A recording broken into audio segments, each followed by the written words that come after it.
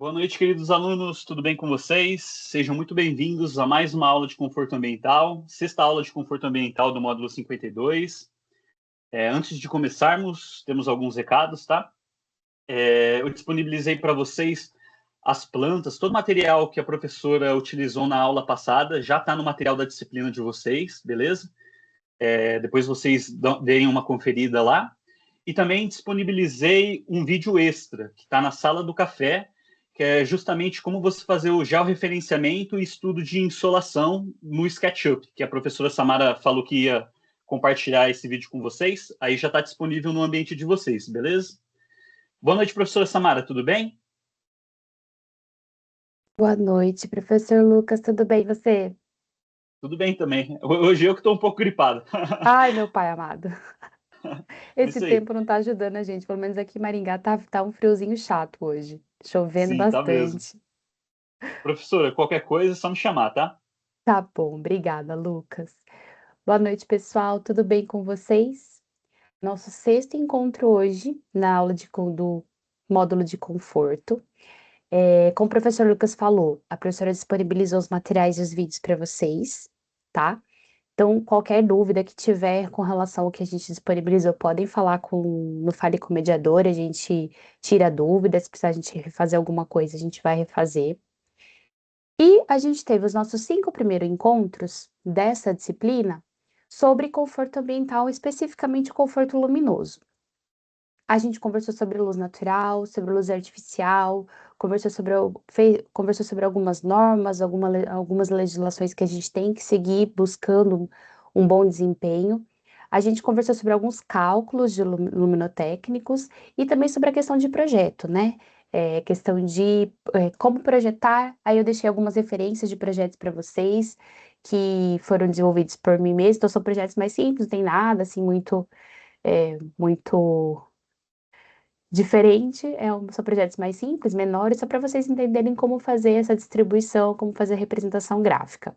Lembrando que sempre a representação gráfica vai variar de acordo com o escritório para escritório, tá? Existe um padrão de representação, como Cotari e tudo mais, mas a gente tem algumas variações. Existem normas globais, né? E tem algumas coisas que a gente consegue fazer variações.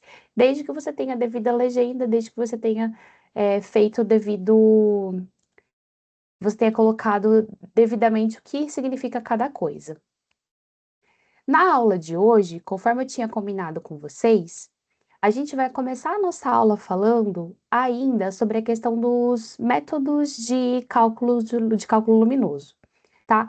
Houve uma dúvida na aula passada, durante a aula não, um pouquinho antes da aula, a Rafa mandou para o professor Lucas e ele passou para mim. E aí, como estava já no dia da aula, eu falei assim: deixa eu preparar com calma, depois a gente conversa sobre isso na aula que vem. Então, a gente vai começar a nossa aula de hoje conversando sobre esses pontos, vai rever um pouquinho do primeiro método que a gente aprendeu e a diferença para esse método de agora.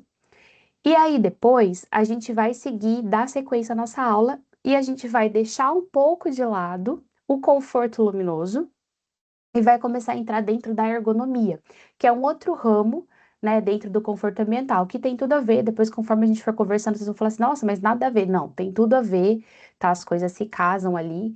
Então, nós vamos começar hoje com um conceito de ergonomia. É uma parte que eu gosto muito, eu tenho especialização em segurança do trabalho e ergonomia, então é uma área que eu gosto bastante, a questão da ergonomia, tá? É questão de segurança do trabalho. Então, nós vamos conversar. Aqui foca mais na questão da ergonomia em si, não tanto em segurança do trabalho. Mas a gente vai começar o nosso assunto hoje, então os nossos próximos 4 encontros serão sobre a ergonomia, sobre a relação dela com a arquitetura, como ela surge e alguns aspectos interessantes que a gente tem para falar dentro do nosso projeto. Com as aulas da semana passada e os nossos exercícios das semanas anteriores e esses exercícios de agora, vocês já conseguem desenvolver metade praticamente do mapa de vocês, tá? Lembrando, a gente já está na sexta semana, é uma atividade que é mais demorada para vocês fazerem. Eu sei que vocês já estão aí há mais tempo com a gente, já fizeram vários outros módulos, sabem como funciona, mas é sempre bom lembrar vocês para vocês desenvolverem a atividade mapa, tá? Então, vão começando a desenvolver com todos esses pontos do conforto lumínico, conforto luminoso, vocês já conseguem desenvolver uma boa parte do mapa de vocês. E agora que a gente vai entrar na ergonomia, vocês vão ver as outras partes, tá legal? Antes de mais nada, eu queria fazer uma. Eu não sei quantos de vocês estão acompanhando o que está acontecendo. Vocês vão ver que tem uma coisa perdida no meio do nada, que é um slide que não estava anteriormente na apresentação de vocês. Mas antes de só de mostrar isso para vocês, eu queria só de entrar propriamente na nossa aula, eu queria deixar aqui para vocês um assunto que é muito legal, que foi um pecado meu. A professora vai confessar que foi um pecado dela não ter feito isso, não ter trazido esses projetos do Gaudí em aulas anteriores, porque o Gaudí, ele é um arquiteto que tinha uma relação muito forte com luz, ele trabalhava muito bem a luz e a questão dos vitrais, e talvez o que a gente mais consiga perceber isso é nesse projeto da Sagrada Família. Mas por que eu estou falando sobre a Sagrada Família em si? Esse ano é o centenário do Gaudí, tá? Então, estão tendo diversas comemorações e hoje foi feita o lançamento, até essa imagem que eu trouxe aqui não tem a Torre de Jesus, né? Mas foi feito a inauguração da torre, o próprio Papa Leão foi até a Sagrada Família, fez uma missa lá para abençoar. É, eu não sou católica, super respeito, boa parte da minha família é católica, mas por que eu trouxe esse projeto para vocês? O projeto da Sagrada Família, ele tem tudo a ver com essa questão de trabalhar luz e arquitetura. Primeiro que o Gaudí, ele era um arquiteto, assim, excepcional, tá? Ele levou quase mais de 40 anos para desenvolver esse projeto. Ele sabia que ele nunca veria pronto, pela complexidade que é a Sagrada Família. Ela é toda trabalhada com geometria, tem umas coisas muito legais. E ele trabalha muito bem a questão da luz natural dentro do projeto. Tem toda uma questão da dramaticidade, das cores que ele escolhe, dos vitrais para a parte interior, o centro do altar, que ele tem uma iluminação diferenciada, justamente para ter essa impressão da luz divina. Então, ele faz todo um contexto, ele trabalha todo um contexto com a luz natural nesse projeto, e assim, eu até postei hoje no meu Instagram, sobre isso. A Globo News, por conta de tudo isso que está acontecendo, ela fez um especial. Quem é assinante consegue assistir inteiro, quem não é assinante dá para assistir uma parte. Eu não vi ele ao vivo, né? Não vi. E eu assisti só a parte que está aberta no YouTube, mas eu deixei o link para vocês. Vai até uma parte, mas só a parte que já tem, acho que são 11 minutos, dão quase 12 minutos aqui. Eles explicam algumas coisas sobre a geometria, sobre a forma da Sagrada Família, como ela vem sendo construída. A gente está, se não me engano, no sétimo arquiteto já trabalhando desde o Gaudí, tá? Dentro da Sagrada Família, são mais de 140 anos de construção. Ela ainda não está finalizada. Mas ele vai falar sobre a questão da luz, uma boa parte da relação que o Gaudí tinha com a luz natural. Então eu queria deixar para vocês essa curiosidade, porque eu vi hoje, e a Sagrada Família tem uma relação muito pessoal comigo, quando eu era estudante ainda do colégio, e a gente estudava muito História da Arte, eu amava os projetos do Gaudí. Quando eu pude visitar a Sagrada Família, eu estava até conversando com uma amiga minha que é arquiteta, falou, nossa, meu sonho é conhecer. Eu pude conhecer em 2012 para 2013, eu conheci 2013, comecei em 2013, e eu me emocionei muito. Eu acho que eu fiquei uns 10 minutos em choque quando eu entrei na Sagrada Família e eu chorei de verdade. Chorei muito, é um projeto muito emocionante porque o Gaudí ele consegue trabalhar muito bem a questão da luz, a dramaticidade, toda a cenografia, tudo que ele monta nesse projeto, toda a complexidade, tá? É muito legal. Eu coloco depois para eu colocar o link no chat. Deixa eu tentar colocar aqui se eu consigo colocar durante aqui eu tô apresentando. Mas se eu não conseguir, eu já pego para vocês aqui. Mas eu tenho, é um vídeo que vale muito a pena vocês assistirem, por ser o projeto que é, por ter tudo isso daí, toda essa relação. É o centenário do Gaudí, vão ter algumas comemorações, teve o lançamento dessa torre. E é assim, um projeto maravilhoso que eu acho que compensa muito.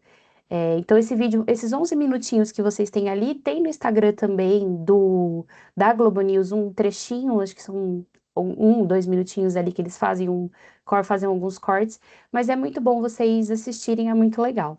Então, só queria fazer isso porque acho que é um projeto que vale muito a pena. O Gaudí é um arquiteto bem complexo, muitas das coisas que ele faz são dele, é próprio dele, a gente não consegue replicar e nem deveria, porque é uma linguagem muito própria dele. Mas eu acho que valia muito a pena comentar sobre isso no nosso início de aula e perder uns minutinhos para eu falar sobre esse projeto da Sagrada Família. A Taluana falou aqui que já foi duas. Não, a Andrea falou que já foi duas vezes. É muito incrível. Eu lembro que eu fiquei assim, mais de uma hora parada olhando para essa família. Nos primeiros minutos eu só sabia ficar emocionada e chorar, e aí eu fiquei em silêncio, assim, e eu fiquei ali só observando, só olhando cada mínimo detalhe. Eu tenho muita foto, mas tá num drive meu antigo que eu não consigo acessar desse computador. Eu queria colocar mais fotos para vocês, mas eu perdi algumas, infelizmente. Mas vão atrás, procurem, olhem esse especial da Globo News, tá muito legal. Eles entraram em alguns lugares que a gente, como visitante, não tem acesso. Ele conversou com o arquiteto diretamente. Então, assim, tá uma reportagem muito bem feita, muito, muito legal da Globo News, tá? Do repórter que fez ele, o jornalista que fez ali, tá uma reportagem bem legal, uns cortes bem legais, bem focado na arquitetura mesmo, de como ela é feita, como ela é desenvolvida, a geometria dela, então vale muito a pena. Voltando para nossa aula de hoje, fazendo só esse gap, inclusive na próxima aula que não tem nada a ver com isso, eu vou falar para os alunos também, porque eu acho que é uma coisa que vale muito a pena. Mesmo que não fosse aula de conforto aqui, eu falaria para vocês. Eu gosto de trazer essas coisas que, esses insights que eu vou tendo assim durante o dia ou durante a minha semana de trabalho para vocês, e eu vou trazendo sempre que eu tiver, que eu ver alguma coisa legal diferente. Falando agora da nossa disciplina, Histórias e Fundamentos da Ergonomia. Hoje a gente vai iniciar a nossa conversa de ergonomia. Só que, como eu falei nas aulas anteriores, a gente conversou sobre conforto, a gente iniciou nossa conversa sobre conforto luminoso, e aí ficou uma dúvida. A Rafa perguntou o seguinte: professora, você chegou a comentar em um dos vídeos de aula, acho que foi na quarta aula, que existe uma forma de calcular quando tem várias fontes de luz e não apenas uma fonte única, como a gente fez, que é o método dos lumens. E sim, existe, tá? Claro que hoje em dia você tem softwares que você consegue fazer o cálculo luminotécnico para ver a iluminância, que é muito mais simples, muito mais fácil de você fazer. Só que para você calcular manualmente, a gente tem duas técnicas basicamente, tá? Assim, mais técnicas mais conhecidas e mais aplicadas, que é o método dos lumens, que é o que a gente aplicou nas aulas anteriores com aqueles exercícios. Os métodos de lumens, ele vai te dar uma iluminação média, então é mais para você entender uma uniformidade no ambiente. Então você vai utilizar como se fosse a mesma lâmpada distribuída na sala. Você lembra que a gente fez a técnica do X e 2X, das distâncias corretas para você ter uma boa distribuição e não ter áreas de penumbra, não ter tanto sombreamento, né? Então, assim, é uma técnica bem comum quando você vai calcular a questão da uniformidade, calcular uma base. É como se eu fosse calcular uma iluminação técnica e depois eu fosse fazer uma geral e depois eu fosse para uma iluminação mais decorativa. E aí, na geral, eu já consigo garantir toda a minha iluminância. Nesse caso, dos métodos de ponto a ponto, que é o que a gente vai ver hoje, você tem que calcular cada uma das suas fontes de luz.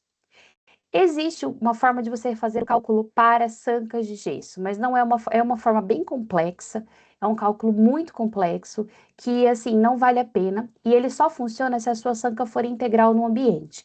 Aquelas sancas de cortineiro, ou a sanca que você faz só de um lado da sua sala, não funciona. Então é um caso muito específico que eu não achei que valesse a pena trazer para vocês. Tá, então eu estou trazendo coisas mais gerais para vocês entenderem o geral do ambiente, o que é muito decorativo, como sancas e fitas de LED, que a gente usa mais para essa parte decorativa e mais cenográfica, eu acabei deixando, não trazendo aqui. Tá, existe um método para você fazer esse cálculo. Depois, se vocês quiserem, tem um vídeo que eu encontrei fácil, eu passo o link para vocês depois, tá, de como fazer esse cálculo com fitas de LED, e aí depois eu disponibilizo o vídeo para vocês. Mas então, para a gente calcular com várias fontes de luz diferentes, a gente tem que fazer o método de ponto a ponto. Ele é muito mais trabalhoso, porque você vai ter que calcular cada uma das fontes, cada um dos pontos de luz mesmo, tá? Então, o método que a gente fez anteriormente, que é o método dos lumes, eu trouxe até aqui o cálculo para vocês. A gente fazia uma média, buscava aquela iluminância média que a gente precisava, e aí depois a gente calculava e distribuía ele pelo ambiente, né? O número de luminárias pelo ambiente, de acordo com o que a gente fazia de cálculo. No método ponto a ponto, a gente tem uma diferenciação. Você vai pegar ponto a ponto da luz. Então, se você tem 3 placas de LED, você vai calcular para cada placa de LED a iluminância que ela possui, tá? Se você tem uma placa de LED, duas fontes, por exemplo, 2 par 20, você vai calcular placa de LED par 20 par 20. Só que você vai precisar sempre da relação do seu ponto de cálculo, tá? Da onde você está calculando, se é uma mesa de trabalho, se é uma bancada da cozinha, então você tem que ter a referência disso. E aí existem duas formas. A primeira delas é quando a fonte é perpendicular, então ela vem direto, tá? O seu ponto de luz, ele vai perpendicular certinho, retinho, para o ponto que você precisa calcular a iluminância, que você precisa saber se está bem iluminado ou não, tá? Esse caso, ele é bem simples, bem tranquilo de fazer. Então, a fórmula é a seguinte, é iluminância, tá? Que é dada em lux, que é igual à intensidade luminosa. Nesse caso, a gente vai usar a intensidade luminosa, isso difere um pouco do método de lumens, tá? Então, a intensidade luminosa é dada em candela. Eu vou fazer os exemplos para vocês, vai ficar mais claro. E o D é a distância da fonte de luz até o plano iluminado. Então, se eu estou calculando em relação ao piso, se eu estou calculando em relação à minha bancada de trabalho, minha bancada da cozinha, daí eu vou precisar saber todas essas referências, todos esses dados, tá? Então, olha só, um exemplo para vocês bem tranquilo, porque se a fonte perpendicular, ela é bem simples mesmo, tá? Você vai calcular a iluminância da luminária de destaque de uma loja sobre um balcão. Então, loja, balcão. A altura do pé direito é de 2,80 e a da lâmpada utilizada, eu escolhi aquela Stella Par 20 Evo, tá?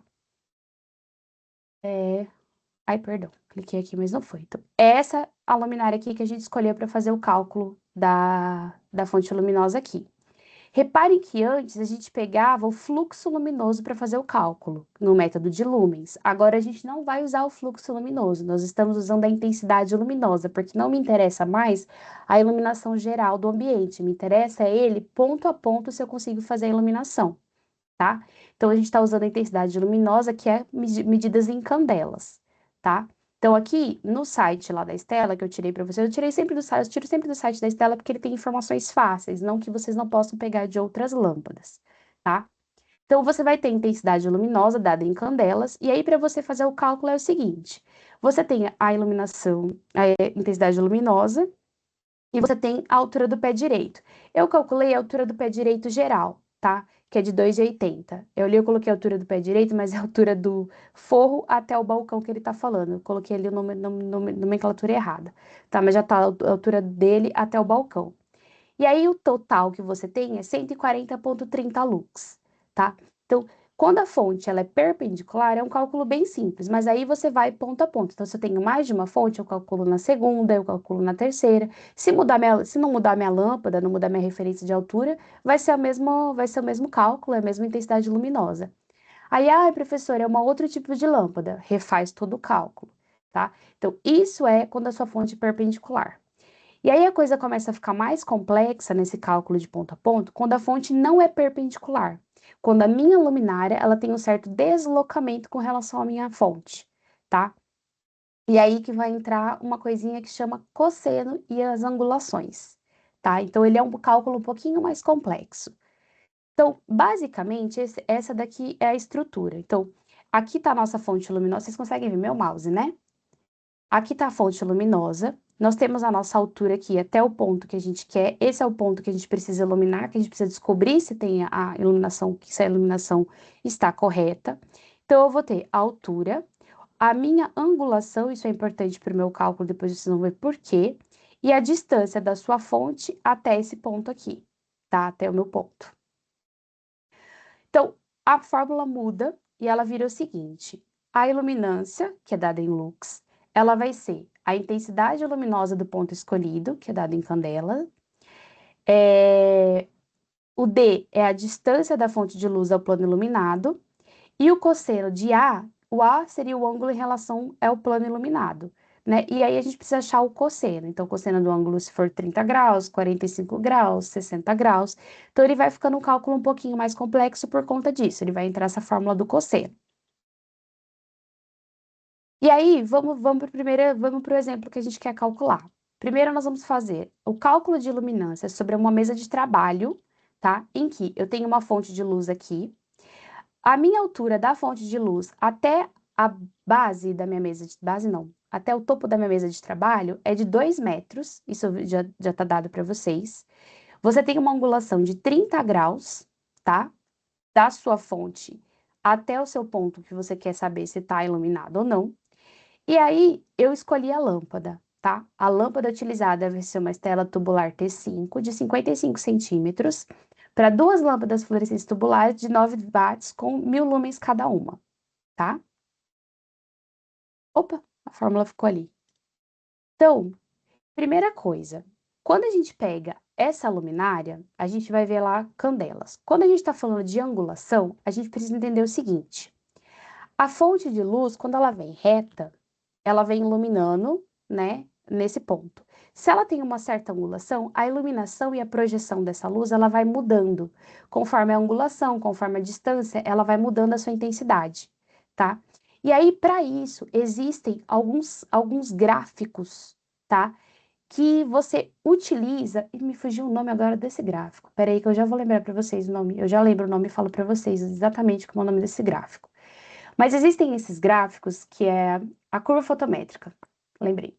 Curva fotométrica ou curva polar, alguns têm, que é nada mais é do que como essa luz trabalha de acordo com a angulação que você tem em relação a ela.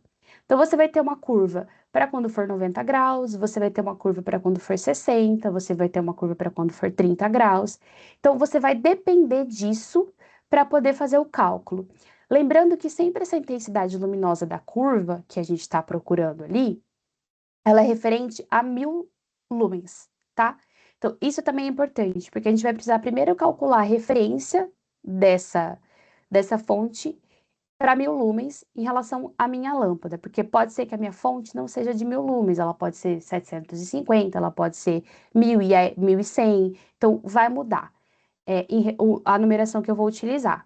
Então, primeira coisa, a gente precisa saber que cada luminária tem sua curva de distribuição luminosa com as respectivas intensidades luminosas. Isso é muito importante da gente saber. Então, cada ângulo vai me dar uma intensidade luminosa diferente, uma distribuição de luz diferente, tá?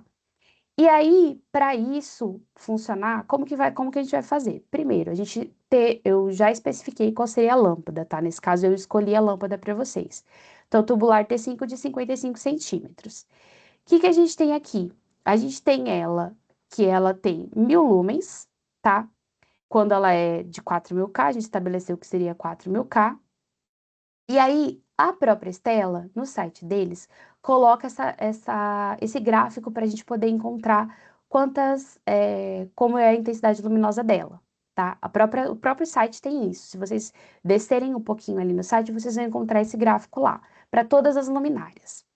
Nesse caso, a professora especificou para vocês, pelo croquis ali, que são 30 graus, tá? A sua fonte, a angulação entre a sua fonte e o seu ponto que você precisa calcular a iluminância, ele é de 30 graus.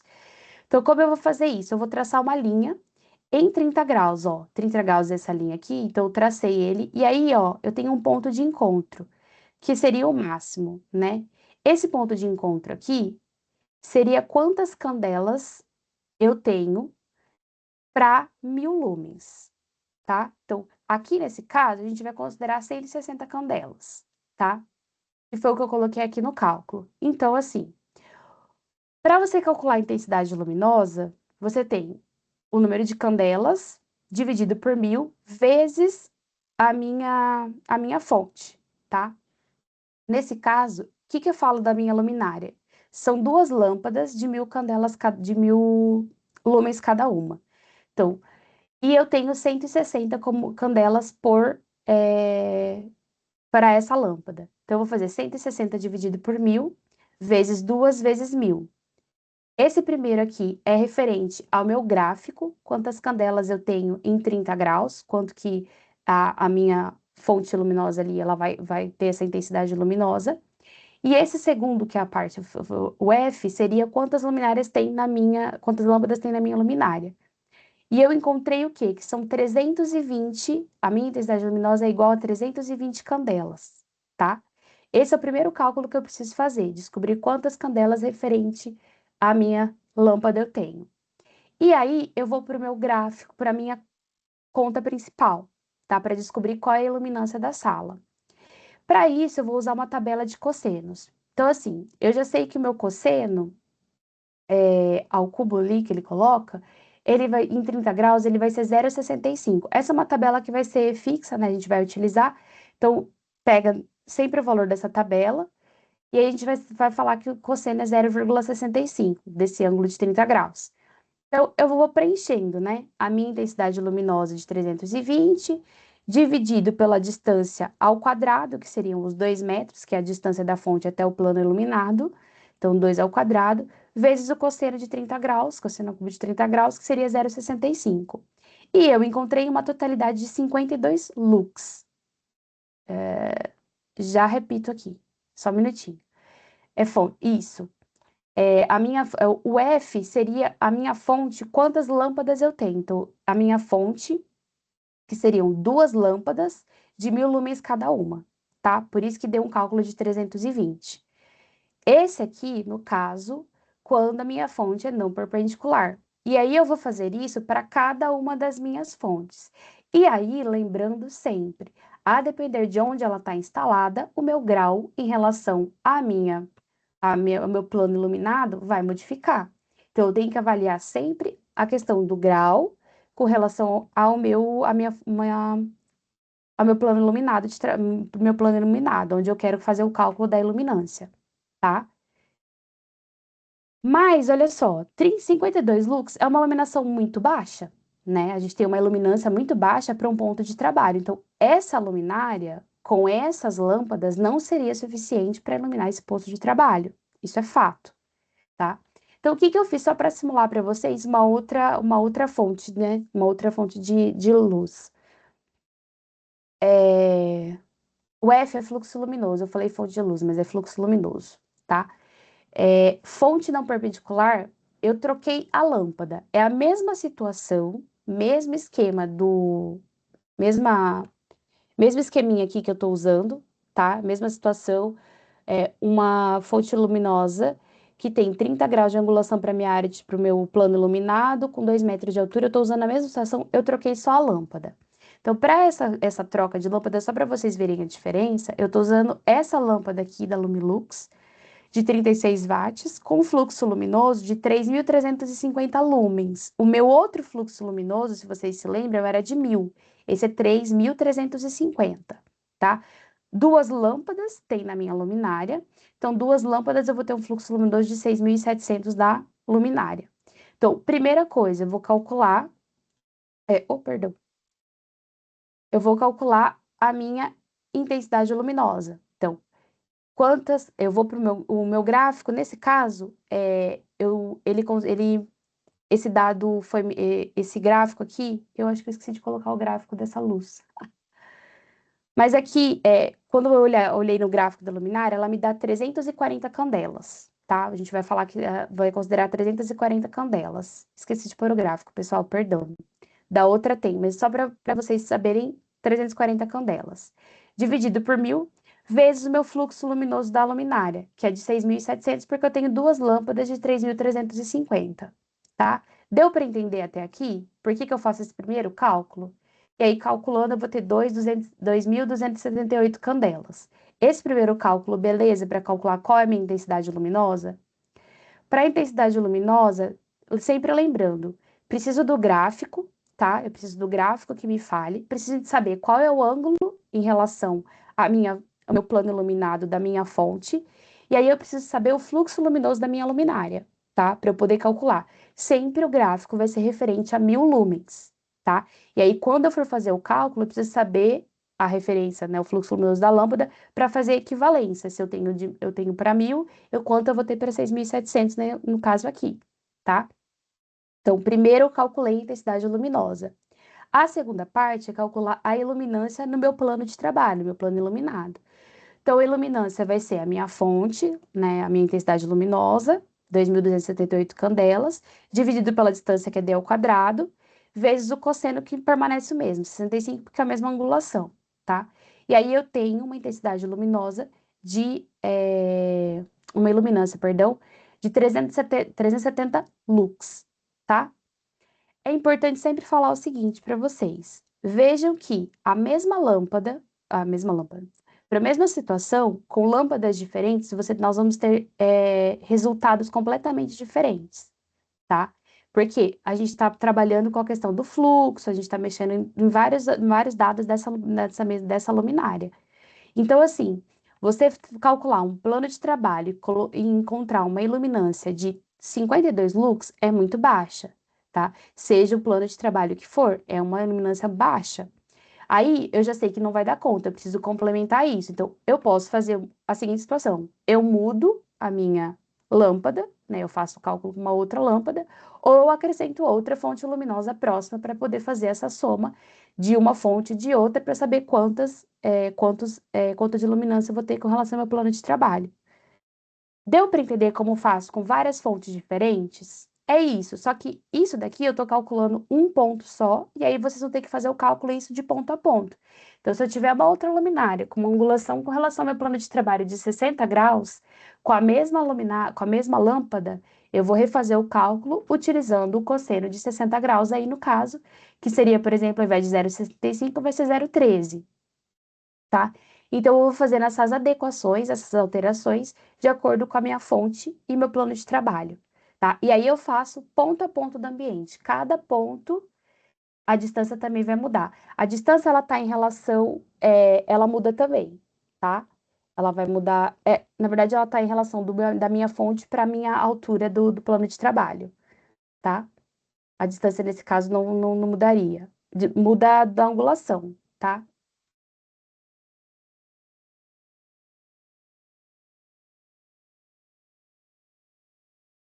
É a intensidade luminosa que vai acabar se alterando de acordo com a minha iluminação, tá bom? Alguma dúvida? Ah, tá. Se for outra fonte de outro local, sim. Daí você vai ter que calcular qual a distância que tem da fonte até o local ali, tá bom? Aí sim, eu tô pensando no mesmo lugar, mas aí vai mudar, tá? Daí você vai calcular a distância da fonte até ali. É que eu pensei numa coisa e te respondi, você pensou numa, eu pensei em outra, José. Eu falei outra coisa. Mas se você mudar sua lâmpada, não. Se você mudar um outro ponto, colocar uma outra fonte, daí sim. Aí vai mudar seu valor de referência, tá? Deu para entender o cálculo? Ele é muito mais complexo. Então, assim, o que que eu posso sugerir para vocês, se vocês quiserem fazer? Vocês podem fazer um cálculo de uniformidade, né, o geral, para vocês terem uma certa uniformidade. Se vocês preferirem para fazer mais, porque assim, o de uniformidade você vai distribuir igualmente, fica aquela coisa bem malha, né? Como se vocês criassem uma malha dentro do ambiente de vocês. Vocês podem fazer isso de uma forma diferente, fazendo de ponto a ponto, trabalhando com iluminações e tipos diferentes. Você pode trabalhar com, por exemplo, dicróicas com faixas menores, com intensidades diferentes. Você pode colocar uma par 20, aí vai depender do projeto de vocês. Mas como a Rafa tinha pedido para trazer uma outra forma de calcular com diferentes fontes, então aí eu trouxe esse exemplo para vocês, tá bom? Alguma dúvida desse cálculo?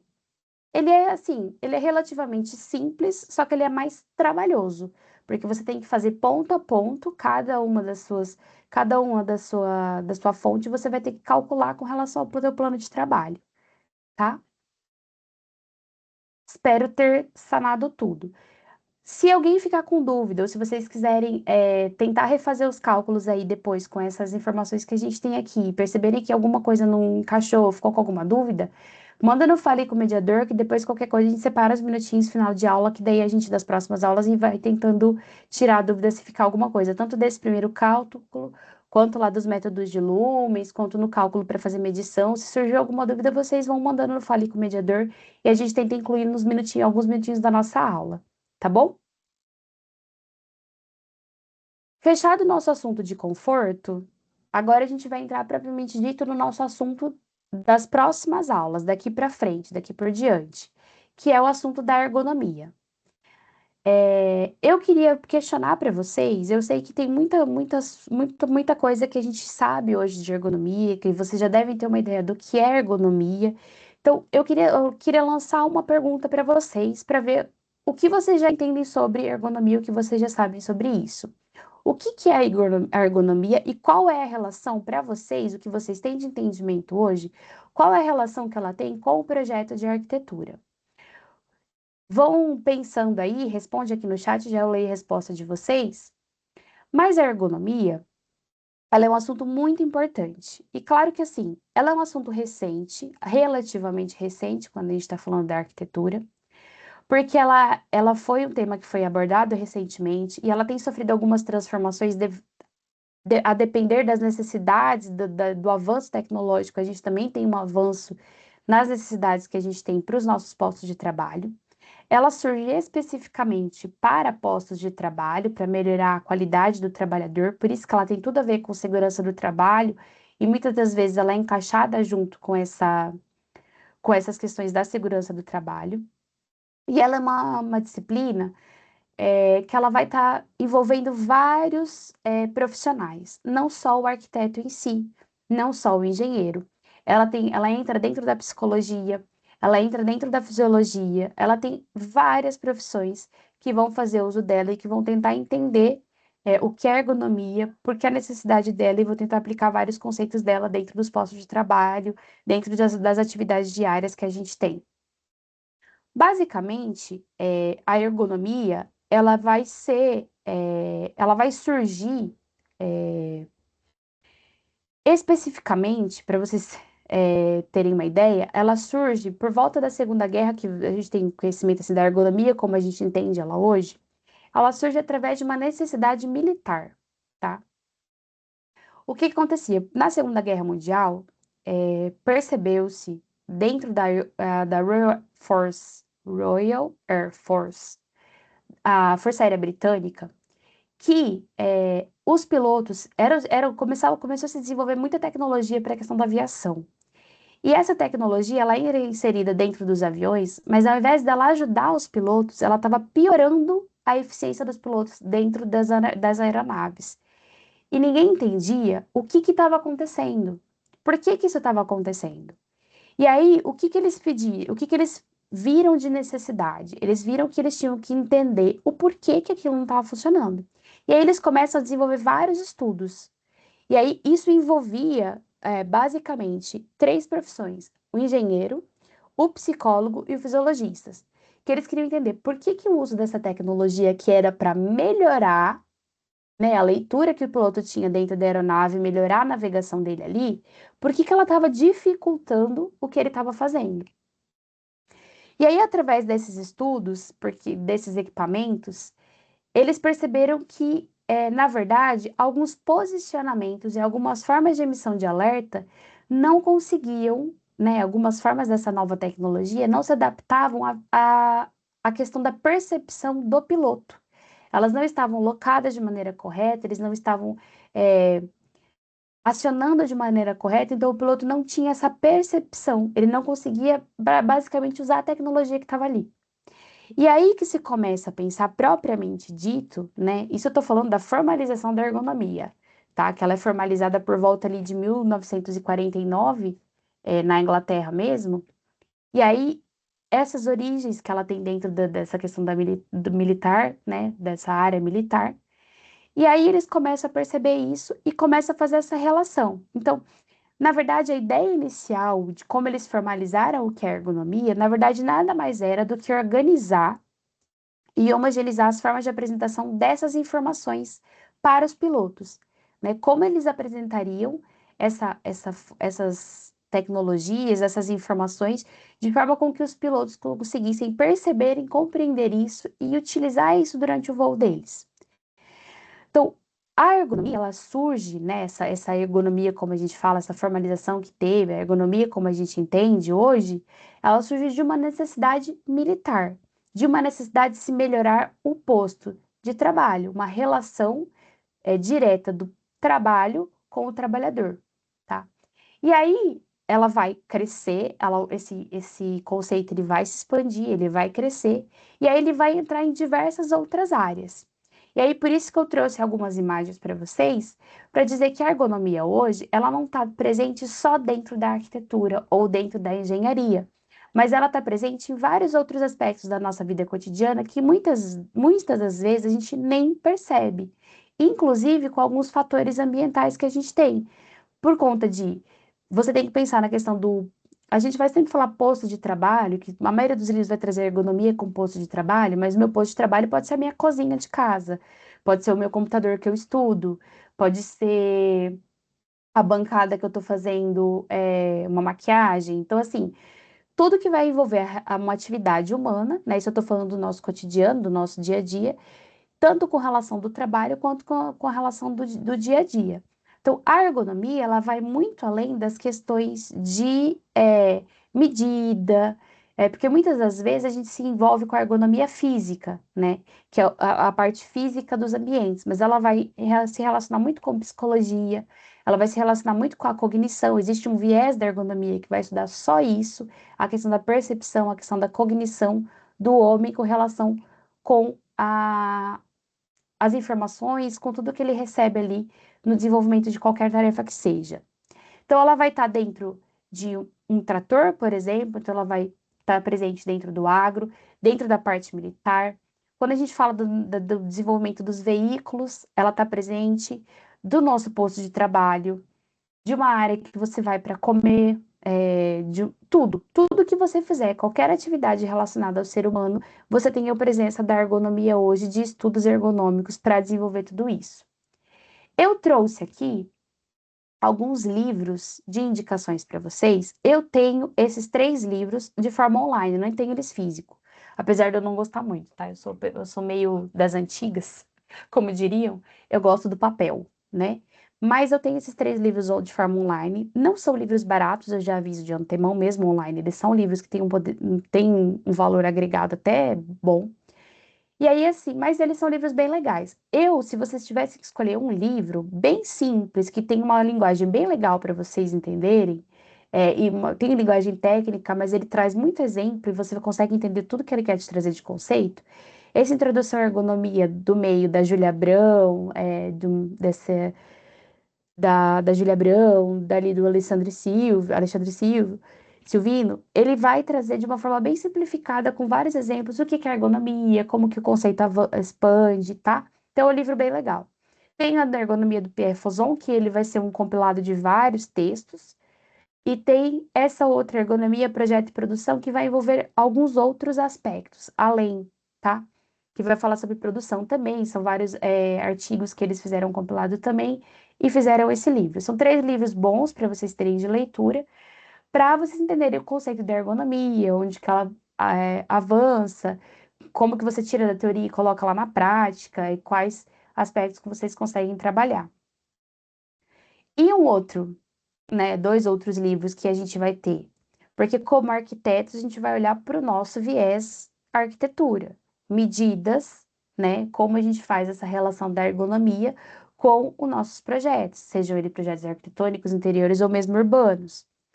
Então, tem esses 2 livros, o Dimensionamento Humano para Espaços de Interiores, né, que é do Paneiro, e tem o Neuffer, Arte Projetada e Arquitetura, que são 2 livros também que são bem legais, que vão te dar uma média de medidas, um padrão de acordo com a média, né, da sociedade em si.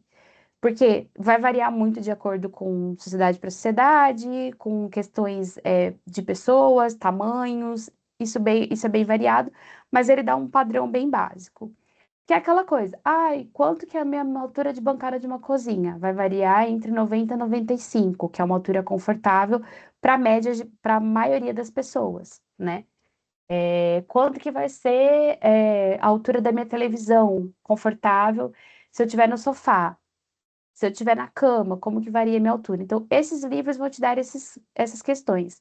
Vão falar sobre circulação, vão te dar opções de layout, cadeira de mesa, distribuição disso, de formas confortáveis. Então, são 2 livros muito legais para vocês terem essas noções de medida. Eles têm um início, uma introdução, no início, principalmente o dimensionamento humano. Vocês têm essa introdução, então são livros também bem legais para vocês terem, ou se vocês tiverem acesso. Tá? Se não me engano, dimensionamento humano vocês conseguem achar mais fácil, né, na internet. O Neuffer eu não tenho, não tive acesso. O dimensionamento humano tem mais esquemas que vocês conseguem acesso, tá? Do Paneiro. Mas voltando ao que é ergonomia em si, a fonte de ergonomia. Eu perguntei o que vocês entendem de ergonomia. Aí a Rafa colocou assim: a definição de cabeça eu não sei, mas ela avalia a anatomia do trabalhador com relação ao ambiente de trabalho, adaptar o trabalho à pessoa. O José colocou, seria a adaptação dos espaços, móveis e equipamentos com as necessidades físicas e sensoriais das pessoas, usuários dos locais e móveis. É basicamente isso e muito mais, tá? A ergonomia é um campo bem amplo de trabalho. Como eu disse, ela vai envolver fisiologistas, ela vai envolver questão de parte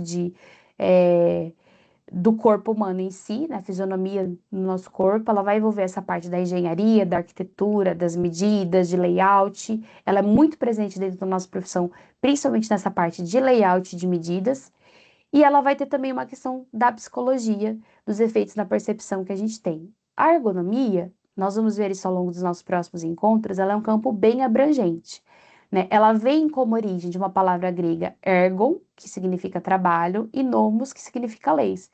Então, basicamente, ela vai falar que são as leis do trabalho ou a ciência do trabalho, né? E ela é isso, ela é a compreensão entre a interação dos humanos e os outros elementos de um sistema. Um sistema, no caso, seria um sistema para realizar alguma atividade, tá?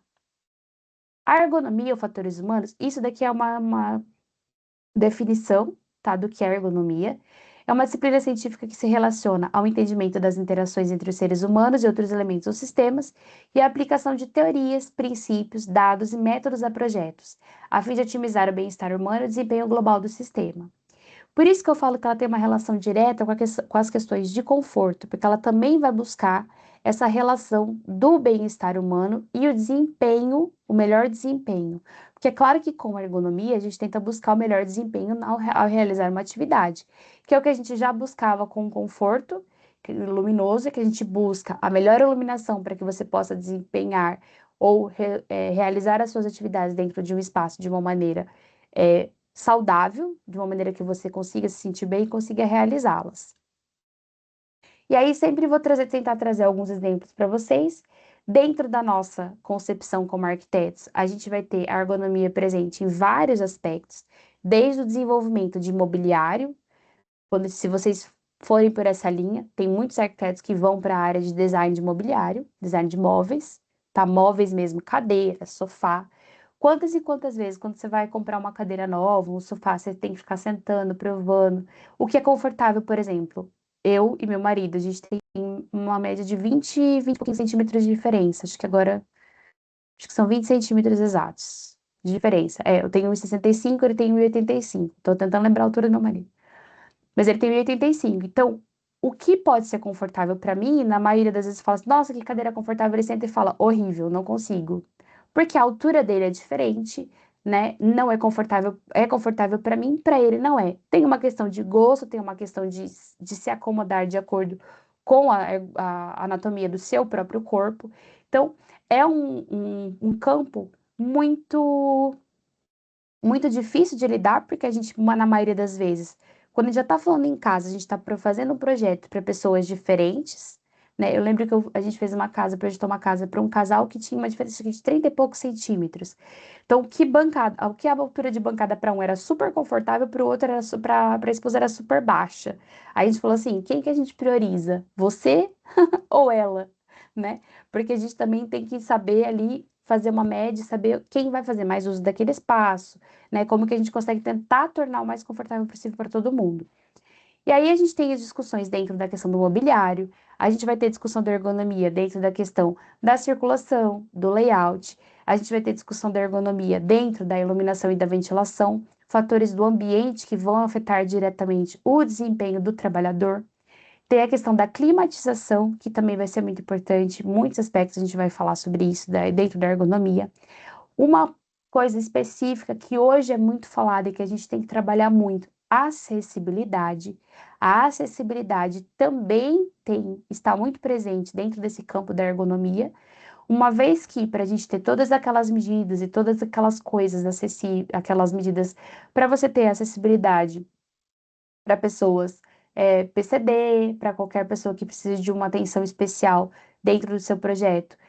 É tudo desenvolvido de acordo com as medidas do corpo, a anatomia humana, né, e o que ela precisa se adequar, dependendo da realidade de cada uma das pessoas. E aí, quando a gente fala de ergonomia dentro do nosso trabalho, dentro da nossa nosso campo de trabalho, construção civil, né? E aí eu já estou falando não só dentro da área projeto, mas da área construção civil como um todo, a gente já tem que entrar mais a fundo ainda na ergonomia, porque ela vai estar diretamente relacionada com a questão do trabalhador, da forma como o trabalhador está ali dentro da construção. Lembrando que a gente tem trabalhadores que ficam de sol a sol, que trabalham em altura, que tem a questão também de trabalho pesado, de carregar peso, tem a questão de posição mesmo que você vai desenvolver o trabalho, né? Então, isso tem uma relação, a ergonomia tem uma relação muito forte com a construção civil.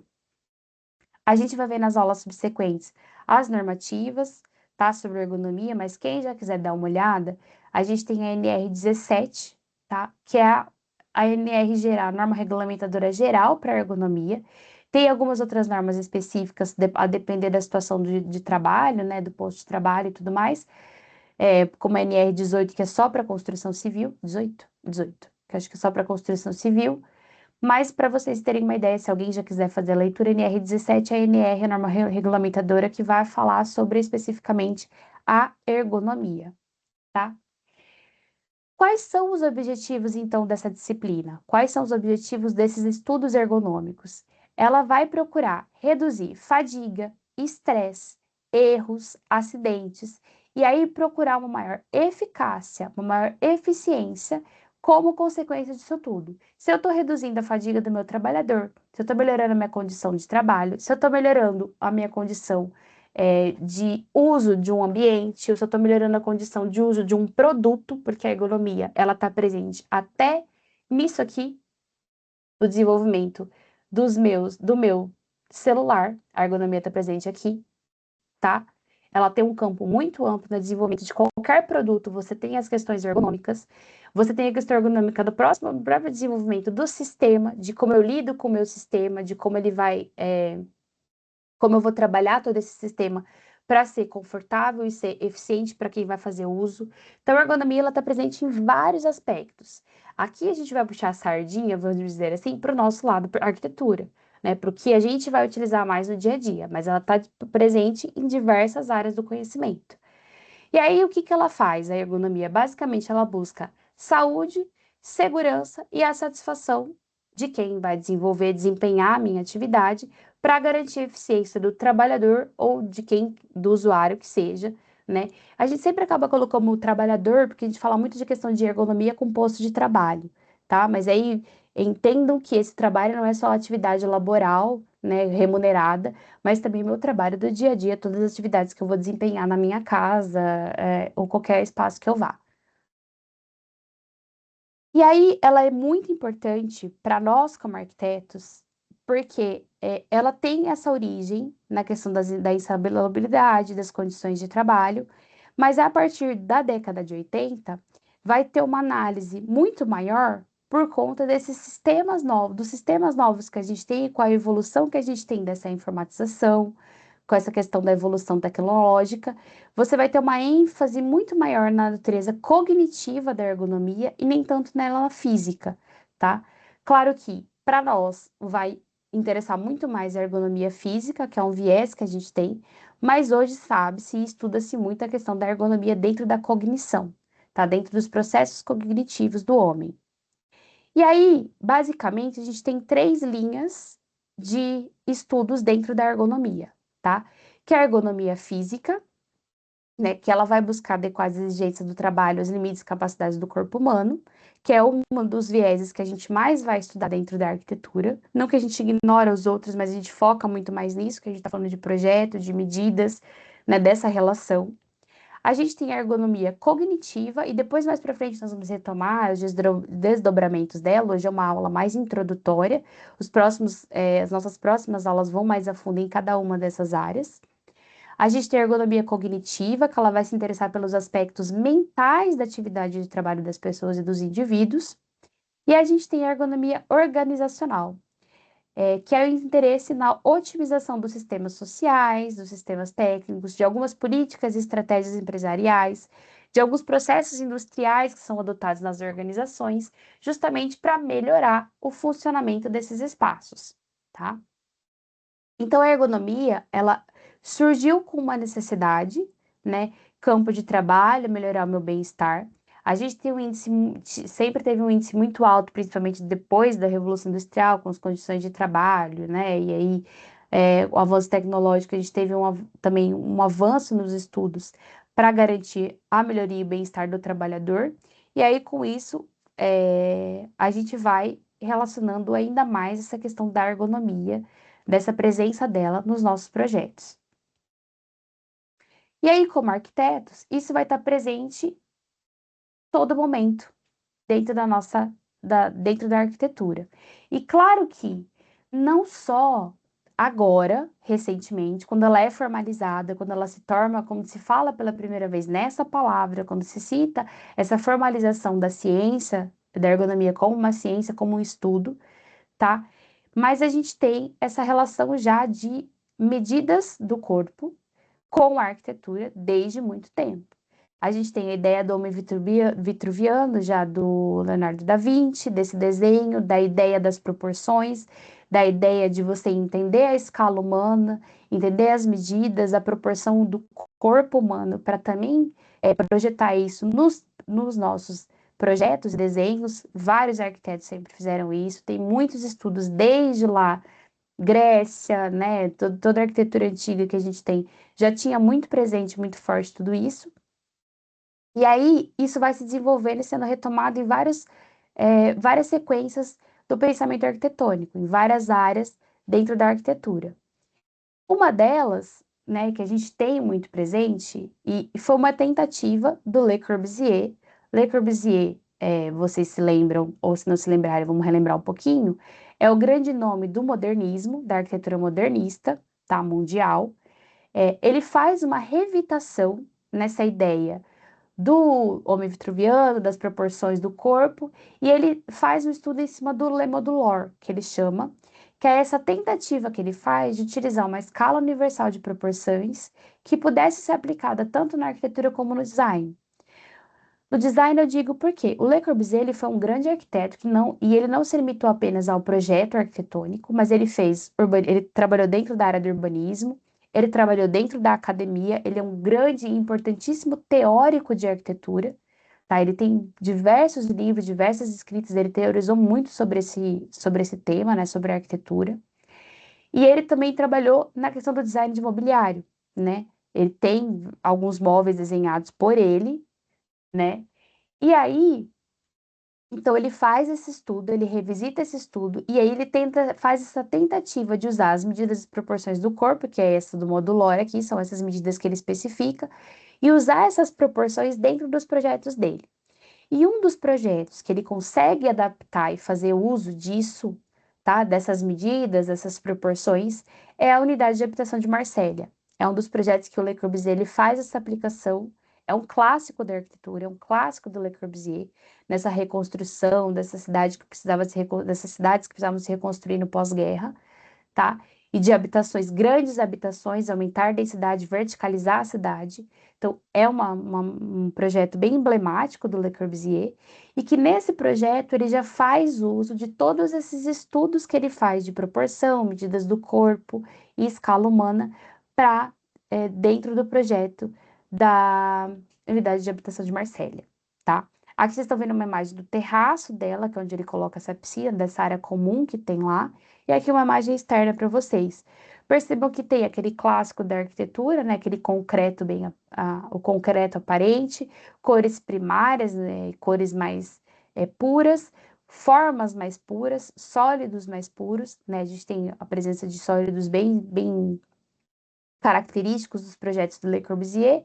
E aí, como ele desenvolve toda a parte de circulação, interiores, tudo, porque tudo é desenho dele, tá? Claro que hoje em dia a gente tem algumas modificações, óbvio, de acordo com os moradores, mas tudo foi desenho do próprio Le Corbusier, tá? Então, esse é um projeto importante que eu gosto de trazer sempre uma referência projetual para vocês, não ficar só no campo das ideias, mas é uma referência muito importante que a gente tem dentro da arquitetura de um projeto que o Le Corbusier faz, desse estudo que ele desenvolve das medidas do corpo relacionadas com os projetos.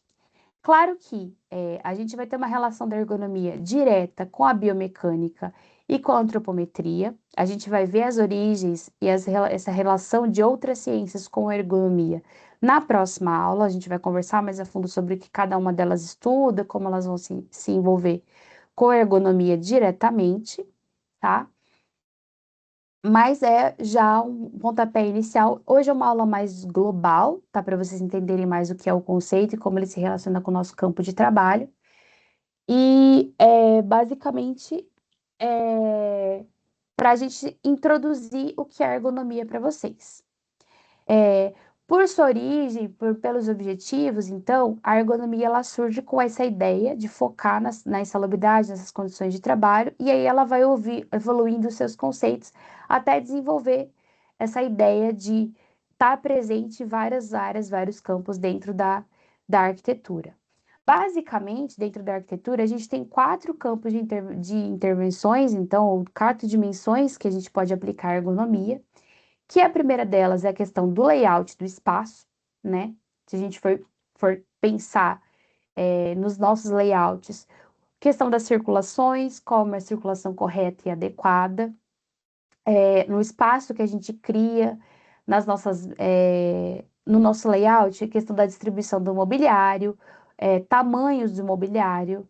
Quem nunca se pegou fazendo projeto, e eu lembro que nos primeiros projetos que eu fiz, pelo menos, eu tinha muita dificuldade de visualizar muita coisa. Eu lembro que o primeiro projeto de casa que eu fiz, muita coisa eu falo de dimensões. Eu lembro que eu desenhei minha primeira casa que eu fiz na faculdade, meu professor até ficou maluco, porque ele falou assim, Samara de Deus, você tá fazendo uma casa só de cozinha? Porque eu lembro que minha cozinha era gigantesca, assim, a princípio, né? Claro, aquela primeira coisa de desenhar e tal. Ele falou, você tem algum trauma com cozinha pequena? Eu falei, vários, professor. Minha família é italiana, a minha cozinha do apartamento dos meus pais é super pequena.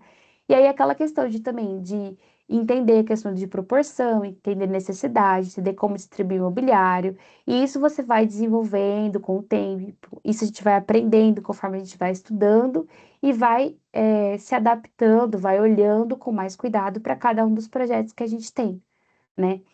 E aí, por isso que eu falo que sempre buscar referências, buscar projetos é muito importante, justamente para que a gente tenha essa leitura. E aí é melhor do que a gente está desenvolvendo. O Samuel até colocou aqui, também passei pelo mesmo, sala e cozinhas colossais. Gente, eu olho, eu não sei se vocês ainda estão durante a faculdade, mas hoje, 15 anos, 10 anos depois, 15 anos depois que eu entrei na faculdade, do meu primeiro PA, né, no meu primeiro projeto arquitetônico na faculdade, 15, 16, oh meu Deus, já vou revelar minha idade aqui, não tem problema com isso não, gente, mas 16 anos depois do meu primeiro projeto de residência, eu olho para aquele projeto e falo, gente, onde eu estava com a cabeça, o tamanho das coisas que eu fazia.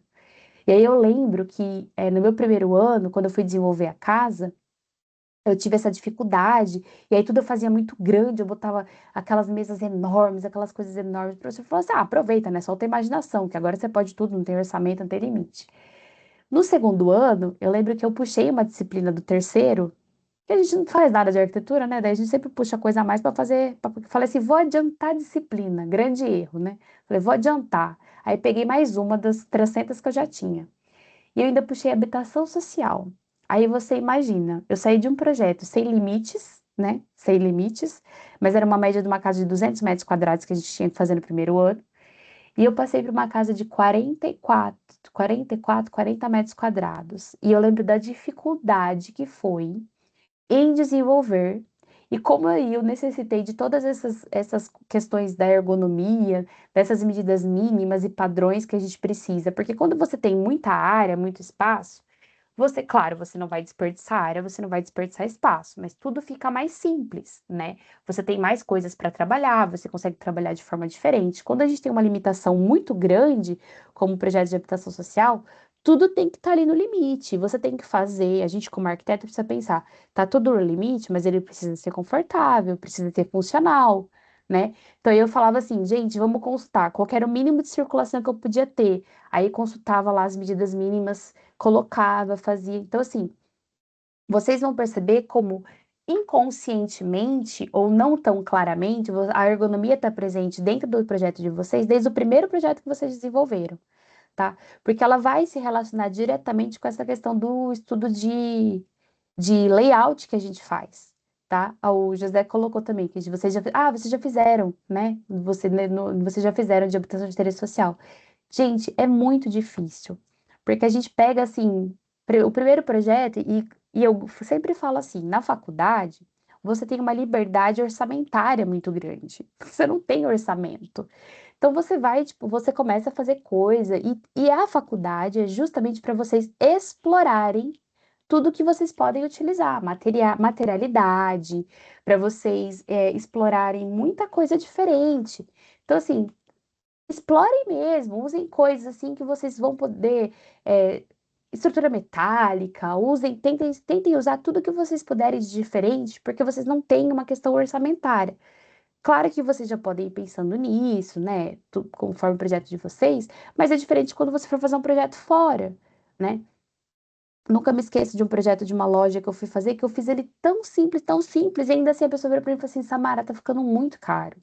E eu lembro que não era um orçamento caro, tá? Não era, tava um pouquinho acima do budget, mas depois eles foram cortando o budget, foi diminuindo, né? Então, assim, a gente, fora no nosso dia a dia da profissão, a gente vai ter essa preocupação com o layout, então, faculdade é o momento de vocês explorarem.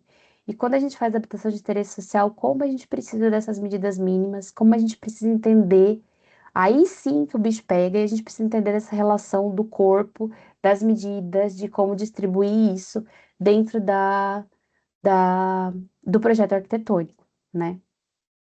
Essa unidade de habitação são unidades pequenas, são várias unidades pequenas, então Le Corbusier ele explora tudo muito bem tudo isso, né? E aí, quando a gente fala de habitação social, você também tem que explorar muito bem todas essas medidas. Por isso que os livros que eu indiquei para vocês são um bom norte, um bom caminho para vocês, tá? Porque lá, por exemplo, ele vai falar assim, 60 centímetros é o mínimo para uma circulação. Às vezes eles dão até menos, mas é que eu acho que menos de 60, eu acho que é assim, muita judiação em alguns aspectos. E aí você vai e começa a trabalhar com esse mínimo em tudo, né? Para desenvolver teu layout e tentar deixar o mais diferente possível, o melhor possível também para pensar nesse mínimo, mas o mínimo com qualidade. E aí, dentro da nossa profissão arquitetura, como eu estava falando, ela vai ter a ergonomia tem relação direta, você tem essa dimensão de aplicação dentro do layout, dentro desse espaço, né? O espaço que vai te gerar os vazios e os cheios ali que a gente está trabalhando. Ela vai ter uma relação direta com a acessibilidade, como eu já falei, eu já expliquei. E se vocês tiverem curiosidade, não sei, vocês já devem ter entrado em contato com a 9050, né, nos projetos de vocês, mas olhem a norma da 9050, o início dela, ela vai apresentar todos os estudos que eles fizeram, de acordo com a dimensão humana, a dimensão, por exemplo, da própria cadeira de rodas, de andadores, de como isso vai se relacionar com o corpo humano, e ali vocês conseguem perceber todas essas questões na medida da antropometria, de tudo isso, como ela é aplicada, para daí então surgir a norma com as medidas mínimas que a gente tem. Então, o começo da norma é basicamente explicar por que que ela funciona daquele jeito, por que que são aquelas medidas mínimas, né? Então, praticamente, ela apresenta um estudo ergonômico, estudo antropométrico do corpo e de tudo que você precisa utilizar, né? No caso, se você tem que usar algum equipamento, para daí ela começar a propor o mínimo de calçada, o mínimo de banheiro, sanitário, vestiário e rampas e escadas, tudo que ela vai propor dali subsequente, né? E aí, quando a gente fala na arquitetura, hoje, principalmente, a acessibilidade é algo que está intrinsecamente relacionado com a nossa profissão. A gente está falando até a discussão que eu estou tendo com o pessoal da próxima aula, que é de arquitetura e sociedade.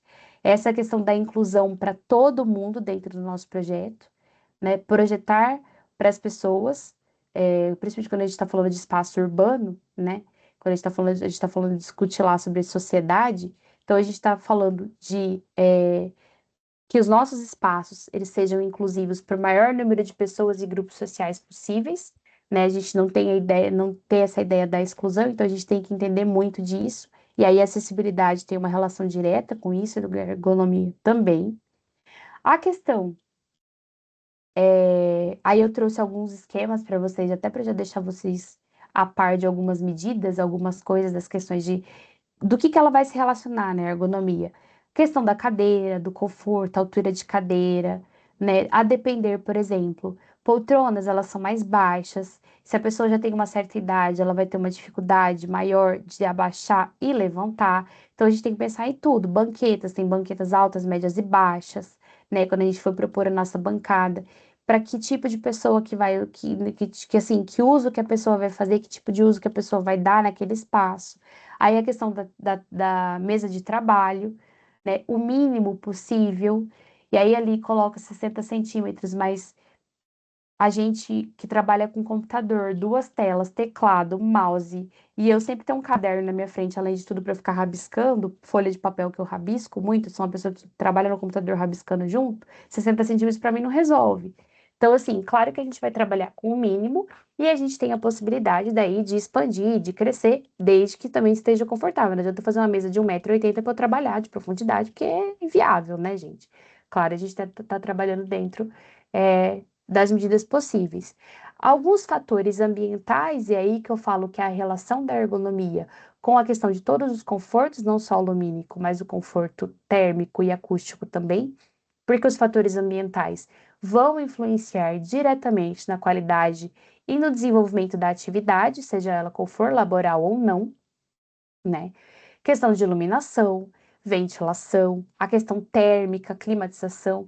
Então, todos esses fatores, eles afetam diretamente o meu usuário, né? Então, a ergonomia também vai pensar e ela também está relacionada com esses fatores, né? Com essas áreas do conhecimento. Por isso que a gente fala que ela é multidisciplinar, que ela é muito global, né? E aí eu trouxe até, retomei alguns dos exemplos que a gente tem, né, o prédio do New York Times, com toda aquela transparência que ele traz, com aquela tentativa que o arquiteto faz de segurar a radiação solar e tentar conter essa parte térmica da edificação. Aí eu trouxe um outro projeto do Renzo Piano, que eu esqueci o nome desse museu, mas enfim, com essa cobertura, com essa luz natural, com essa luz lavada que ele faz. Um projeto do Arthur Casas, que já é nacional, né? Foi um projeto que o Arthur Casas, que o escritório do Arthur Casas desenvolveu, com essa questão já da iluminação, né? Da ventilação, da luz natural. Que é o que a gente vinha conversando até agora, que tem a relação direta, claro que é uma parte do estudo da ergonomia, mas tem tudo a ver com o assunto que a gente veio conversando até agora nas nossas aulas. E aí eu retomo essa questão do layout, né? Esse aqui é um projeto da Boerer Arquitetos, eu acho da Boerer Arquitetura. Eu acho que a gente até já viu algumas imagens em alguma das aulas desse escritório, tá? Mas é o desenvolvimento de layout para uma construtora. Então, quando a gente fala em layout, né? Como as minhas mesas estão distribuídas, qual a relação que elas têm com tanto a minha iluminação quanto a questão da luz natural, né? Questões de salas de reuniões, vestiários, né? Toda essa questão da circulação, como que vai funcionar tudo isso, né? De uma maneira eficiente. A parte de funcionários, a questão da copa, área de descanso, DML. Então, isso é uma coisa que está diretamente relacionada com a arquitetura, que é um campo da própria ergonomia que está relacionado com os nossos projetos, está relacionado diretamente com o que a gente faz.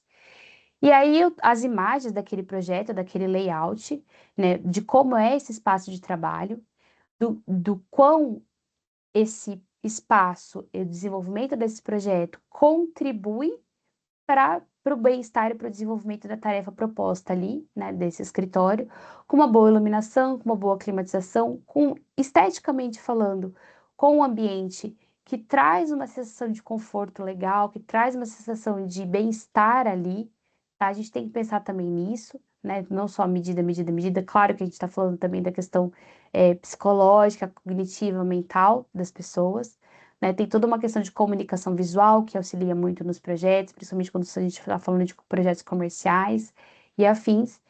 E aí, um outro viés que a ergonomia tem, né? Um outro viés super presente e super discutido dentro desse campo da ergonomia, que é a questão do desenvolvimento do design de mobiliário, né? Aqui eu trouxe exemplos de algumas cadeiras, né? Para quem não conhece a marca, mas eu acho que é uma marca bem conhecida entre vocês, que é a Herman Miller, que é uma marca extremamente maravilhosa, conforto nas alturas, ergonomicamente falando, maravilhosa, todas essas cadeiras, preço falando também astronômico, né?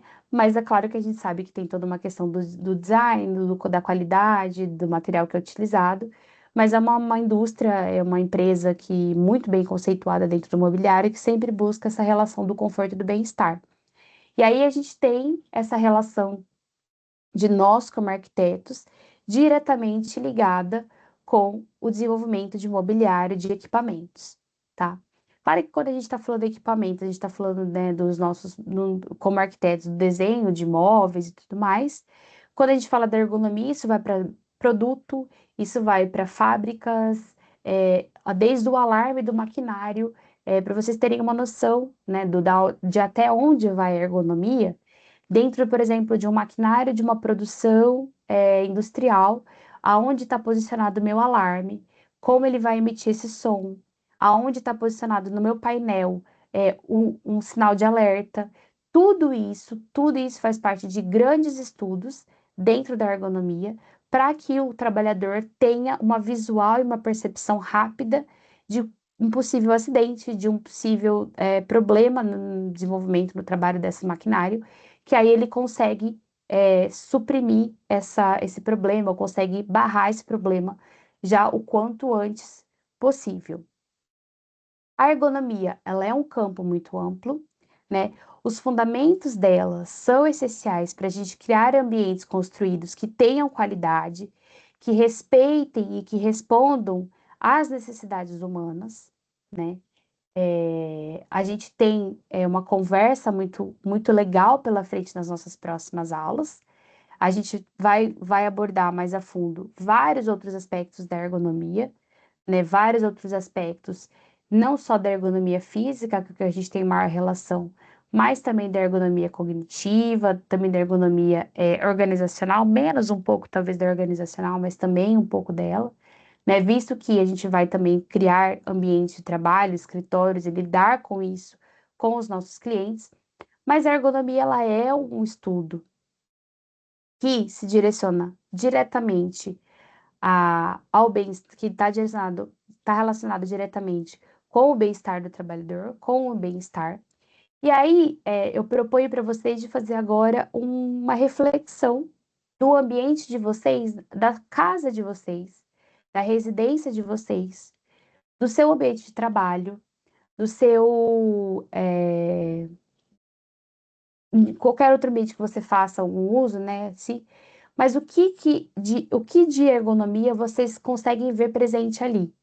Quais aspectos vocês conseguem ver que estão diretamente relacionados com esse ambiente de vocês? O que pode melhorar? O que pode ser repensado? O que vocês poderiam mudar? Isso faz parte, né, de vocês começarem daqui para frente a entender todos esses conceitos, como eles surgiram, como eles se desenvolveram, como que os profissionais trabalham isso diariamente em cada um dos aspectos que a gente tem dentro da ergonomia, dentro dessa relação que nós temos. E aí agora vocês, como futuros arquitetos, como profissionais de arquitetura que vão ter a ergonomia relacionada diretamente com o trabalho de vocês, o desenvolvimento dos projetos de vocês, comecem a olhar com um olhar mais crítico para todos os ambientes que vocês têm. Eu tenho vários pontos críticos na minha casa que eu não gosto, que eu acho ruins, que eu gostaria de mudar. Tem vários pontos na minha casa que eu falo assim, isso não é legal, isso daqui eu preciso mexer, principalmente iluminação. Eu tenho uma limitação muito grande com questão de iluminação na minha casa e ventilação, foi uma casa que ela já veio pronta, né? Já caiu no nosso colo pronta.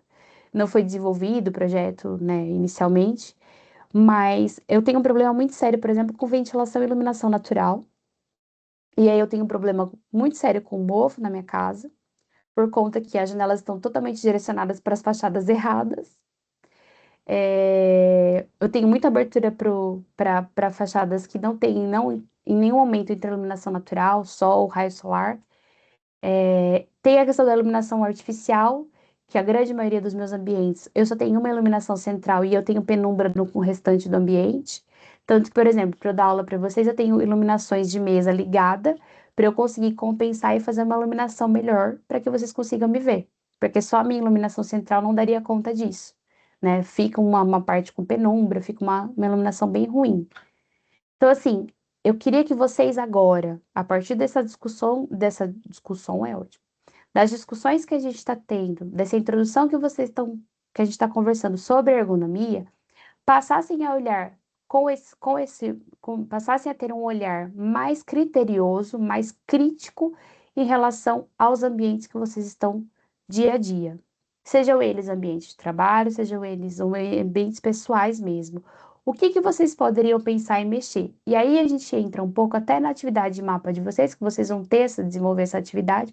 Eu vi que sobrou, eu falei rápido demais, no fim no começo da aula eu fui falando, depois eu comecei a correr porque eu achei que não fosse dar tempo, e agora sobrou um pouquinho de tempo até. Então, se vocês quiserem, a gente pode até conversar, tirar dúvida de alguma atividade que vocês queiram, de alguma coisa da aula com referência à nossa aula aqui, se vocês tiverem, né, algum pensamento, alguma coisa que vocês queiram colocar da nossa aula, alguma dúvida que ficou. A gente tem uns minutinhos ainda até a gente finalizar, que eu acabei correndo demais com o assunto. Mas que vocês tenham esse olhar mais crítico no dia a dia de vocês, no ambiente de vocês, para que vocês consigam também ter esse olhar já para aplicar depois dos projetos de vocês. A Rafa colocou aqui que o maior problema ergonômico que ela sofreu, que não é na casa dela, é a altura da pia da cozinha e tanque da lavanderia. Gente, isso é crucial. Eu lembro da casa do apartamento dos meus pais, a cuba deles da cozinha, gente, eu sou baixinha, tá? Eu tenho 1,65 de altura. Eu não tenho não sou de grande estatura. Mas eu lembro que a bancada da minha mãe, ela tinha 82 de altura, da cozinha. Era muito baixo. Aquilo ali, final de louça, quando a gente tinha que lavar a louça, era meu dia de lavar louça, eu tenho duas irmãs. E aí minha mãe revezava, cada dia uma lavava, né? Quando era meu dia de lavar louça, quando eu tinha muita louça, era almoço muito grande, tinha muita coisa para lavar. Nossa, final da louça era aquela dor nas costas insuportável, né? Mas assim, vamos lá, né? Vamos trabalhar. E aí eu falo para vocês do olhar crítico que vocês têm. Hoje em dia a gente já conseguiu mudar, a gente refez a bancada, subiu a altura, é bem mais confortável, tá? Mas aí eu queria que vocês começassem a desenvolver esse olhar crítico, esse olhar mais pensando nesse bem-estar, pensando nessa qualidade que a gente tem que proporcionar para o nosso usuário. A Sandra colocou ali, prof, quando tem laje na residência, não tem como colocar um ponto mais que um ponto de luz, né? Como é que faz para melhorar a iluminação nesse caso? Existe, se, por exemplo, você usar, tem alguns perfis hoje em dia que você pode utilizar, ou trilho eletromagnético, que daí você consegue fazer o deslocamento por fora, fazer uma iluminação de sobrepor, daí tá não embutida, mas de sobrepor. E aí, uma outra forma de trabalhar, porque assim, quando a gente fala de pontos em laje, ponto de iluminação em laje, você pode fazer de duas formas. O ponto embutido, só que daí você tem que concretar com já o ponto. É muito mais difícil de você mexer em iluminação de laje. Meu problema de residência na minha casa é esse, tá? A minha iluminação é direto na laje, eu não tenho forro nos meus ambientes. Então, assim, eu não consigo fazer vários furos hoje na laje. Eu faço furo às vezes pequeno para poder colocar um pendente, alguma coisa, mas bem pontual. Como que você pode trabalhar? Iluminação nos móveis, complementares em móveis, ou mesmo iluminação bancada, essas luminárias de mesa, luminárias de piso, tá? É, outras formas de você iluminar. Existem essas outras formas. Você pode fazer pela parede, porque você pode rasgar e puxar uma arandela. Existem arandelas hoje que a gente coloca que são prateleiras de luz, que ela vai de fora a fora, ela joga uma luz indireta, e ela faz um rebatimento de luz que ela ilumina super bem, tá? Então aí vai depender muito do teu foco e da forma com que você quer trabalhar, tá? Você pode fazer dessa forma, coisas pontuais de tomada mesmo, então luminária de mesa, é, uma iluminação de piso, uma complementação imóvel, tá? O que acontece muitas vezes, por exemplo, cozinha. O que a gente consegue fazer? Armário superior de cozinha, você consegue colocar uma fita de LED embaixo para iluminar diretamente a bancada e não dar aquele sombreamento que você tem da iluminação atrás de você e você não conseguir ver a sua atividade. Então, é uma forma de você pensar, de você conseguir melhorar a sua iluminação. A Priscila colocou ali, meu mapa é sobre a entrada e a sala da minha casa. A iluminação artificial está errada, de dia a sala é escura. Tenho forro de gesso. Ah, mas daí com forro de gesso é muito mais tranquilo. Uma forma que poderia ficar legal, ó, eu vou dar dica para vocês, né? Não vou dar resposta, não. Mas uma forma, por exemplo, legal de você, por exemplo, propor uma diferença ou fazer um cálculo é seguir, por exemplo, vai nos nossos slides lá da aula, vai no ambiente, sala de estar, qual que é a luminância mínima que eu preciso. E aí você faz um cálculo médio de quantas luminárias você precisaria. É uma forma que você pode ver se sua iluminação está correta ou não. Ou você pode fazer esse cálculo de ponto a ponto, né? Como a gente viu hoje. Aí fica a seu critério, mas são formas que vocês conseguem trabalhar o mapa de vocês, tá? Pensando sempre, aí como nós já fechamos na primeiro assunto, iluminação, nós estamos pensando na primeira parte, que é a iluminação. Aí tem a segunda parte, que é a avaliação ergonômica também, que vocês têm que fazer. Vocês têm que combinar as duas coisas. Mas, claro, quando a gente tem gesso, a gente tem uma liberdade muito maior do que quando nós temos laje. Que é até uma discussão que a gente teve recentemente com o cliente, porque a proposta que veio da arquitetura era justamente ser laje, e o cliente está receoso de ser laje justamente porque você tem menos possibilidade de alterações posteriormente, né? Você fica mais limitado do que quando você tem um gesso, né? E aí essa era uma discussão que a gente estava revendo e ainda está em aberto ali. Mas o gesso acaba te possibilitando mais alterações, tá? Realmente do que a sua laje direto, que é o meu problema aqui em casa, não ter o gesso, e eu não tenho altura para ter gesso. Meu pé direito aqui, da maioria dos ambientes, é 2,40. Então, assim, não rola colocar gesso. A iluminação do meu quarto é triste durante o dia, mas por conta do muro da vizinha que é enorme pro lado da janela do meu quarto, mas ao mesmo tempo salvo em questão de conforto, fachada oeste. Aqueles contrapontos que a gente tem, né? O meu caso aqui, o escritório que eu tô agora, eu voltei pro meu escritório, consegui juntar minhas duas crianças no mesmo quarto e dormirem bem a noite toda. Mas o meu escritório tem esse mesmo problema. Mas na verdade, assim, a própria escola que tem aqui do lado e a casa do lado, elas fazem sombreamento. Ele pega um sol no inverno, esse ambiente aqui é muito gelado, por isso que eu tô com uma blusona, tá? Tá friozinho, mas às vezes eu fico mais frio aqui porque ele é um ambiente que quase não pega luz solar. Ele vai pegar luz já no finalzinho do dia, então não dá tempo de aquecer. É o ambiente mais assim, frio da minha casa, onde eu nem dormi ainda por cima. Mas assim, eu tenho um problema sério com isso também, por conta de coisas externas, não só por conta do projeto aqui da minha casa.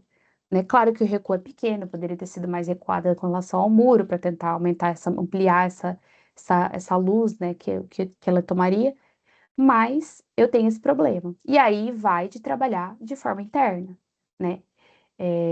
Vai da gente pensar de maneiras como resolver isso da parte interna.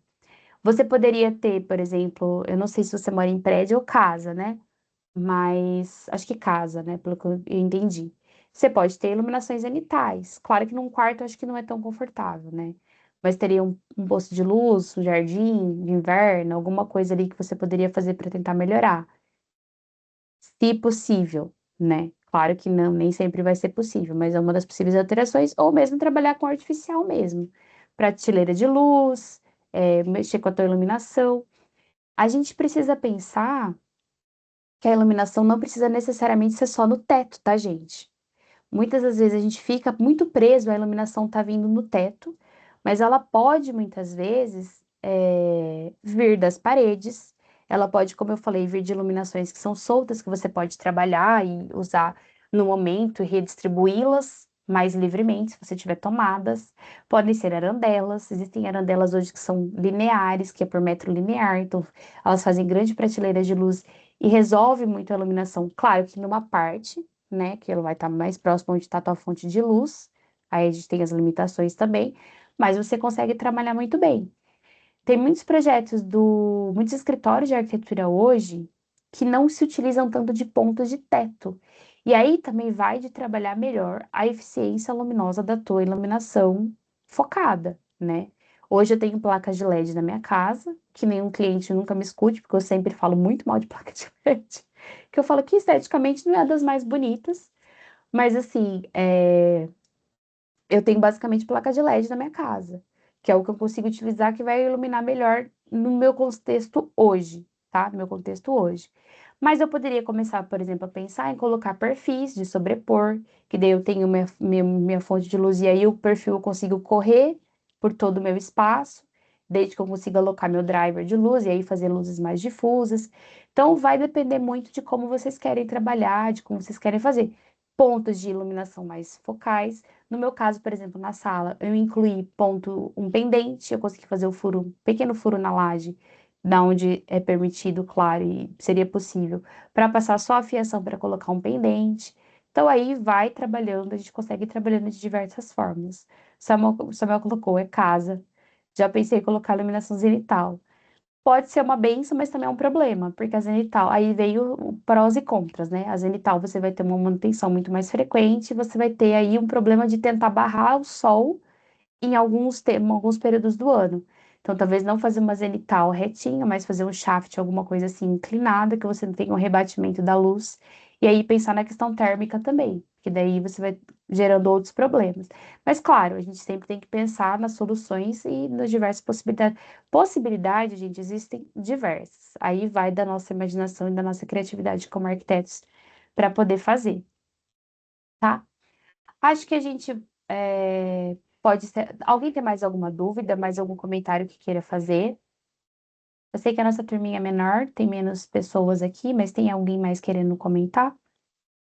Se vocês quiserem também, eu não sei como é que tá de dúvida, como é que tá o desenvolvimento de trabalho de vocês, a gente pode deixar uns 10 minutinhos da aula semana que vem, final, se vocês tiverem alguma dúvida, assim, não tão específica, mas uma dúvida assim, professora, forma de entregar, uma coisa mais que pode ajudar outros alunos, a gente pode combinar de fazer uns 10 minutinhos finais da aula, a gente dá uma conversada sobre a atividade mapa de vocês, tira algumas dúvidas gerais que vão ajudar todo mundo também.